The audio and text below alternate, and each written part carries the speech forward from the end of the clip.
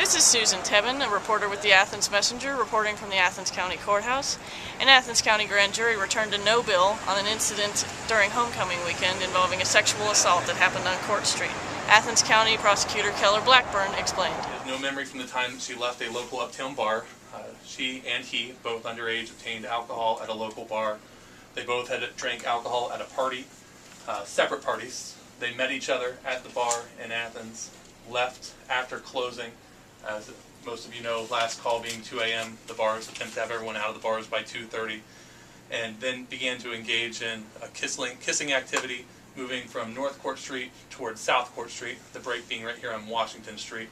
The courthouse is 1 South Court Street. Across from the courthouse is Chase Bank.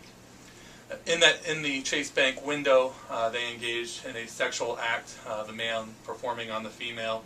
The act was video recorded.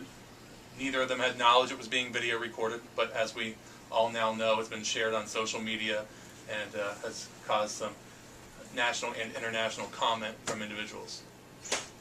After the incident, the man was punched by someone who left Big Mama Burrito.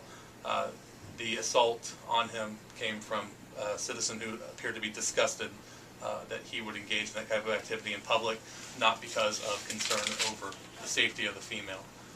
The female was responsive during the video.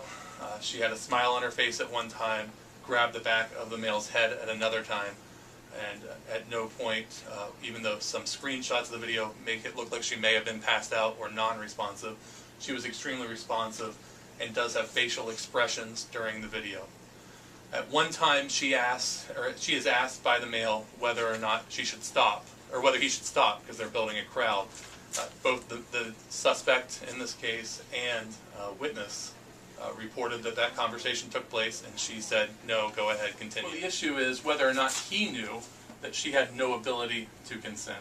So if you, by looking at the video, by talking to the witness statements, by the fact that people saw them interact, clearly a reasonable person would think that she was not intoxicated beyond the ability to consent.